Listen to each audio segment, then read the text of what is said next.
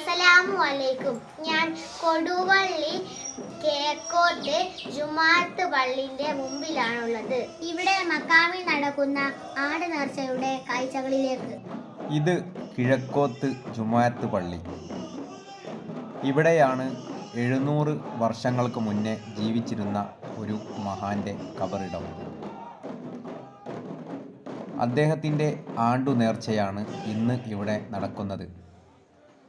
പഴയ മസ്ജിദ് പൊളിച്ച് പുതിയതിൻ്റെ നിർമ്മാണത്തിനിടയിൽ ഇവിടെ നിന്നും ഒരു മഹാന്റെ മയ്യത്ത് ലഭിക്കുകയും അവിടെ മക്ബറ നിർമ്മിക്കുകയും ചെയ്തു എന്നാണ് പറയപ്പെടുന്നത്. പഴയ പള്ളിയുടെ കാഴ്ചകൾ. ആണ്ടു നേർച്ചയുടെ സമയത്ത് ദൂരദിക്കിൽ നിന്നും പോലും ആളുകൾ ഇങ്ങനെ വരവായിട്ട് വരും. ഓരോ മഹല്ലുകൾ, നാടുകൾ, അങ്ങനെ വരവിനിടയിലെ ഒരു ദഫ് കാഴ്ച.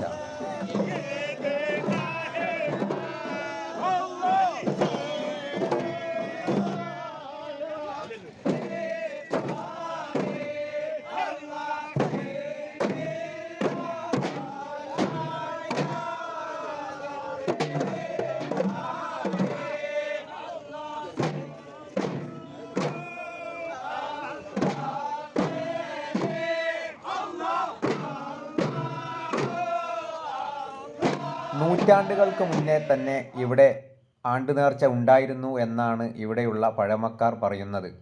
ഇതുപോലെ പച്ചക്കറി തങ്ങൾക്കാവുന്നതെല്ലാം തന്നെ ഇങ്ങോട്ട് കൊണ്ടുവരികയും അത് ഭക്ഷണമാക്കി മറ്റുള്ളവർക്ക് നൽകുകയുമാണ് ചെയ്യുന്നത്. നൂറ്റാണ്ടുകൾക്ക് മുന്നേ മരണപ്പെട്ട ഈ മഹാന്റെ കബറിടത്തിലെത്തി പ്രാർത്ഥനകൾ നടത്തിയാണ് ദൂരദിക്കിൽ നിന്നുള്ളവർ പോലും മടങ്ങുന്നത്. 10,000-കണക്കിന് ആളുകളാണ് ഇന്ന് തന്നെ ഇവിടെ ഉള്ളത്. അവർ കൊണ്ടുവരുന്ന എല്ലാ വസ്തുവകകളും കിഴക്കോത്ത് ജുമാഅത്ത് പള്ളി കമ്മിറ്റിയെ ഏൽപ്പിക്കുന്നു. അതിൽ എല്ലാ വസ്തുക്കളും പെടും. കോഴിയാണ് ഇവിടുത്തെ മിക്ക ആളുകളും നൽകുന്ന ഒരു നേർച്ച വസ്തു. 100-കണക്കിന് കോഴികളാണ് ഇവിടെയുള്ളത്. ഇവിടെയാണ് 700 വർഷങ്ങൾക്ക് മുന്നേ ജീവിച്ചിരുന്ന മഹാന്റെ കബറിടം. അവിടെ ഓരോ നാട്ടിൽ നിന്നും വരുന്നവർ ദഫ്മുട്ട് നടത്തി ഇവിടെയാണ് അവരുടെ വരവ് അവസാനിപ്പിക്കുന്ന സ്ഥലം.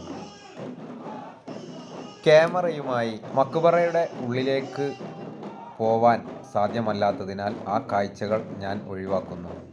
അതുപോലെ എന്തെങ്കിലും തെറ്റുണ്ടെങ്കിൽ ക്ഷമിക്കുകയും ചെയ്യുക. ഇത് വാസു. എവിടെ ഉത്സവം, നേർച്ച, പള്ളിപ്പെരുന്നാൾ ഉണ്ടോ അവിടെ നമ്മുടെ കോഴിക്കോടൻ വാസു ഉണ്ടാവും. ഞങ്ങൾ ഇവിടത്തെ സിയാറത്തും കാഴ്ചകളും കണ്ടതിന് ശേഷം പുറത്തിറങ്ങിയപ്പോൾ കണ്ട കാഴ്ചകളാണിത്. ഞാനും ഉപ്പയും അതുപോലെ റെനയുമായിരുന്നു ഇന്ന് ഇങ്ങോട്ട് വന്നത്. ഞാനിതെല്ലാം പകർത്തുമ്പോൾ റെന ഉപ്പയുടെ കൂടെയാണ്.